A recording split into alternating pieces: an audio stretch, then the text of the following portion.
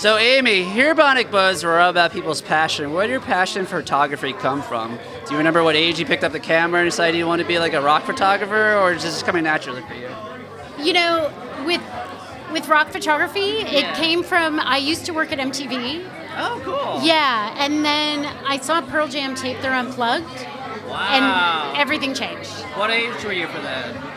Yeah, I can't tell you. Oh, yeah, I should have. Sorry. I was 10. I was 10. There you go. Yeah, I was 10 years old. Yeah.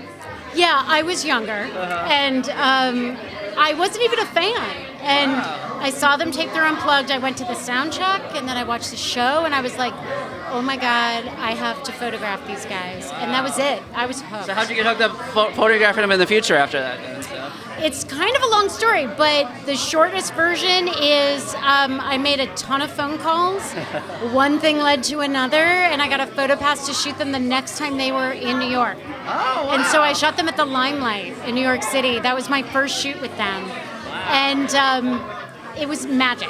It was just magic. And then we shot one more show, and then I got to go on Lollapalooza, and before you knew it, their manager introduced me to people as, this is the band's photographer, Amy Rachlin. I love it. All right, let's talk about your photo piece right here. This is Seattle, 1992. Where's this taken from?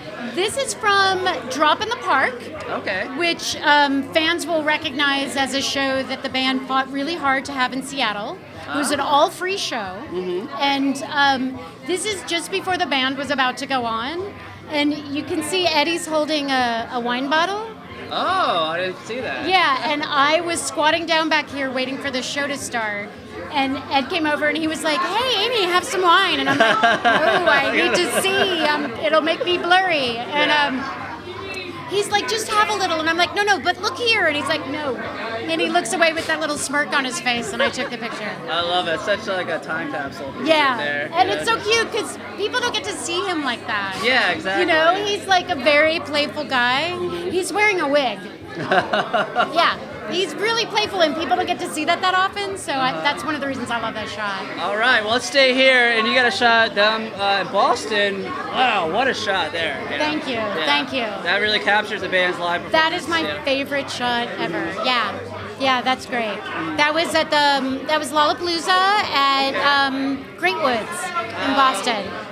Yeah. I didn't see Lollapalooza 96, but it was kind of very different. So, but Who was in it then? Korn and Tool, so it was the first time I got to see Korn. Completely different. Yeah, but Well, you it know was. what? I grew up in Maryland, so we never Different got vibe. Lollapalooza. The nearest one was like West Virginia, like 6 hours drive. Oh, so, right. Yeah, you know. Well, you know what's cool about Lollapalooza with the band, with Pearl Jam, is that people don't realize is that, you know, what are there, like 7 acts, 6 acts on that bill, right? They were second on the bill. Wow, I had no You idea. know, they were only second after like Lush and the Jesus and Mary chain. Like that's what they played between. Wow. Nobody, when they were booked on that show, they were nobody. Yeah. And then all of a sudden they're This was 92, exploding. right? Yes. Yeah, okay. Summer of '92. Wow. That was very pretty amazing. cool. Yeah. All right, so obviously for fans who are passionate with grunge, they can't be here. Where can they buy the prints online for you? Oh, MorrisonHotelGallery.com. Yeah, you can get all of the different artists that sell here. Okay. Depending on what you're a fan of, there's certain photographers who focused on certain bands. For me, it was Pearl Jam. Yeah. You know, but there's other bands out there, and I mean, obviously. Oh, yeah. Well, I love them all, but Nirvana was my jam. I saw some of the Teen Spirit when I was 11, 91. Instantly wanted to grow my hair long. 11, that's adorable. I know. Oh, you were like a baby. Oh, I was. That's why I didn't get to see any of these bands back then, because I was too young to well, go to I would say go to the website, Yeah. and you can see everything Morrison Hotel has for the whole grunge era. All right, well, Amy, you got some friends here that also did some Pearl Jam stuff. Did Lance, right? Yes. Yes. This is a one of famous Lance- picture. Right Yeah, here. this is one of Lance's shots. Lance is like ground zero for photography with Pearl Jam. Okay. And I feel like fans should know that. Yeah. You know, I loved getting to step in and be a part of their world, but Lance was there from the beginning. Back when they were Green River. Oh, wow. And when they were Mother Love Bone, Lance was there for So he was all Seattle of based. that. Yeah. Wow. I think I might be wrong about this, but I think they all grew up together. Oh. Or knew each other like early on in school at some point, college, high school, something like that.